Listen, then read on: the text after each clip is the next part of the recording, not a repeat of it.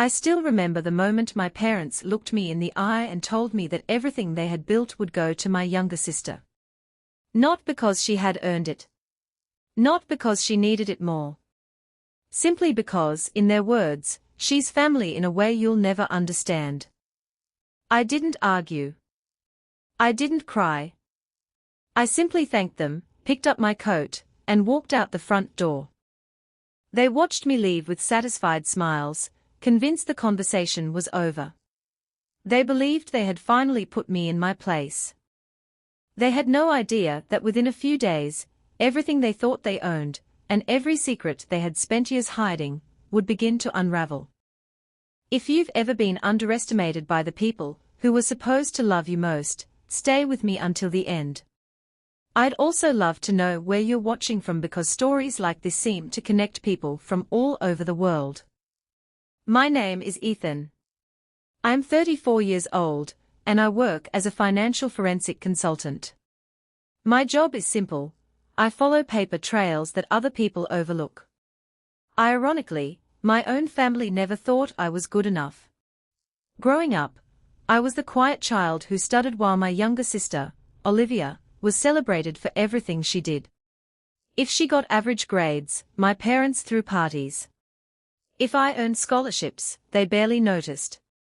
For years, I convinced myself that someday things would change. They never did. When our father announced he was retiring and planned to transfer the family's successful construction business, everyone assumed years of hard work would finally matter. Instead, he handed the entire company to Olivia. Then, just as I reached my car, my phone buzzed. The caller ID made my heart stop. It was our family's attorney. I stared at the screen for a few seconds before answering. Our family attorney, Mr. Harrison, had represented my parents for nearly 20 years. He wasn't the type to make unnecessary phone calls, especially not minutes after a family meeting. Ethan, he said quietly. Don't make any decisions yet. There's something you need to see. His tone caught my attention immediately. I'm listening. I can't explain everything over the phone. Can you meet me at my office in 30 minutes? I agreed without asking another question. The entire drive, I replayed the conversation with my parents. They had been unusually confident, as if they already knew there was nothing I could do. Olivia had even smiled while accepting the company documents, barely looking at me. She thought she had won. When I arrived, Mr. Harrison locked his office door before speaking. What I'm about to tell you is confidential. He placed a thick folder on his desk. I wasn't supposed to open this until after today's meeting. Inside were copies of company financial statements, ownership records, and several handwritten notes from my late grandfather, the man who had founded the business from nothing. One sentence immediately caught my eye. The company must always remain under the control of the person who protects the family, not the one who demands it.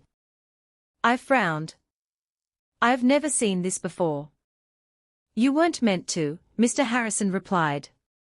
Your grandfather trusted me to keep it safe. He slid another document across the desk. It wasn't a will.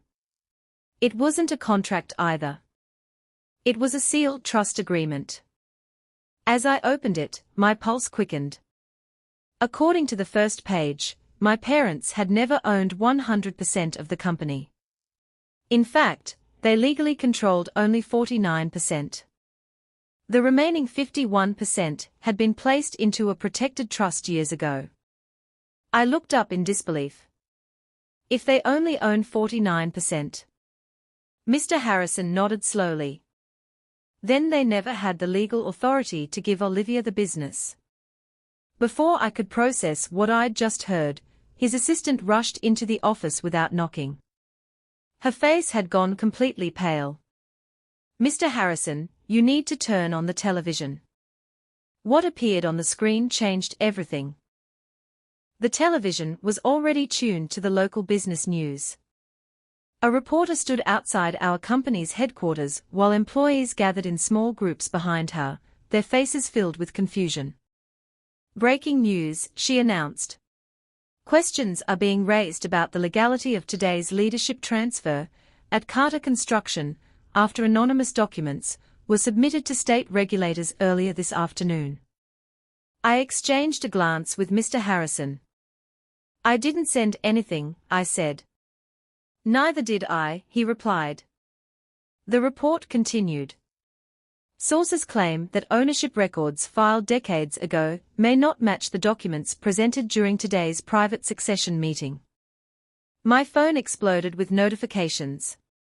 Board members, senior managers, even long-time clients. Everyone was asking the same question. "What's going on?" Then another call came in. This time it was Mark, our chief financial officer. "Ethan, where are you?" he asked, barely catching his breath. "Why?" "Because Olivia just walked into headquarters introducing herself as the new owner. She's firing department heads and signing contracts." I closed my eyes. "She can't legally do that." "I know," Mark whispered. "But nobody here knows what to believe." Mr. Harrison leaned toward me. "If she signs even one unauthorized agreement, the company could face lawsuits worth millions." For the first time that day, I realized this wasn't just about family anymore. Hundreds of employees depended on that business for their livelihoods. I wasn't fighting for revenge. I was fighting to protect everything my grandfather had built. Mr. Harrison reached into the folder one last time and handed me a small envelope with my grandfather's handwriting across the front. "For Ethan, only if the family loses its way." My hands trembled as I opened it. Inside was a single letter, and a small brass key taped to the page. At the bottom, my grandfather had written one sentence that sent chills down my spine. "The truth isn't in the trust. It's in the safety deposit box." I looked up at Mr. Harrison. He slowly nodded. "The bank opens at 9 tomorrow morning." Neither of us knew that someone else had already discovered the existence of that box, and they were willing to do anything to get there first. I barely slept that night. At 8:30 the next morning, I was already standing outside the bank with Mr. Harrison. The brass key sat heavily in my pocket, while my grandfather's letter echoed in my mind. "The truth isn't in the trust. It's in the safety deposit box." At exactly 9 o'clock, the doors opened. We had taken only a few steps inside when I heard a familiar voice behind me. "Ethan." I turned. My parents and Olivia were walking toward us with two expensive lawyers I had never seen before. Olivia smiled with the same confidence she had worn the day before. "So," she said, "you're really going through with this?" "I just came to retrieve something that belongs to my grandfather." My father folded his arms. "There's nothing in that box that changes anything." Mr. Harrison calmly interrupted. "We'll let the documents decide that." For the first time, I noticed my mother's hands trembling. She wasn't angry. She was scared. That told me everything. A bank manager escorted us into the secure vault. After verifying my identity and the trust authorization, he unlocked the safety deposit box and stepped away. Inside were 3 items. A leather-bound journal. A sealed envelope marked, "To be opened only if my final wishes are ignored." And a USB drive. Mr. Harrison inserted the USB drive into his laptop. A video appeared. My grandfather looked older than I remembered, but his voice was steady. "If you're watching this, someone in my family has ignored my instructions." The room fell silent. He explained that years earlier, he had anticipated exactly this kind of conflict. He had secretly recorded every ownership transfer, every amendment to the trust, and every meeting with his lawyers. The recordings proved beyond doubt that 51% of the company had always been reserved for the family member who demonstrated integrity and protected the business, not the one favored by emotion.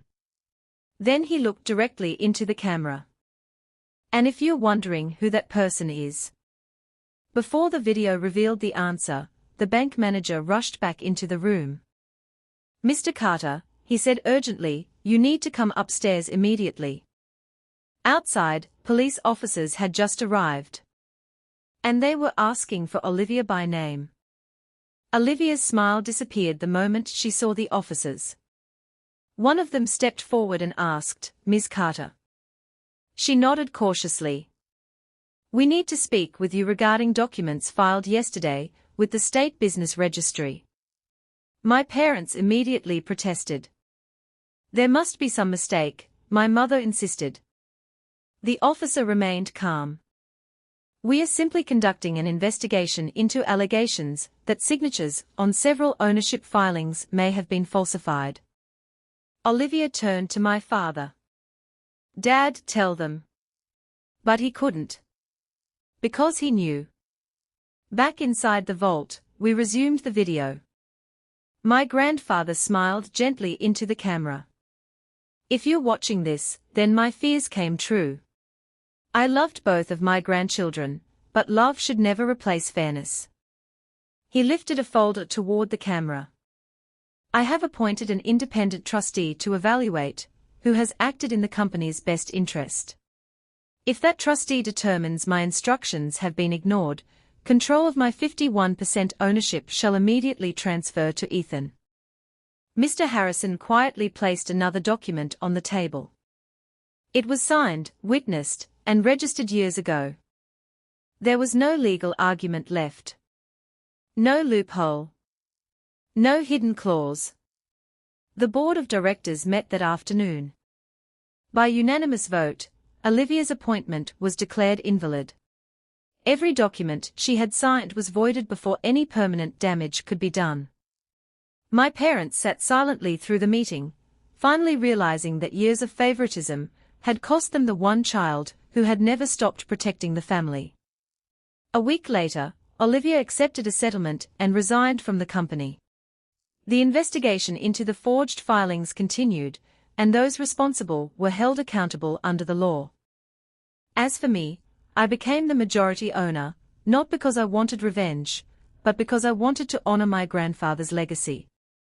The first thing I did was guarantee every employee's job.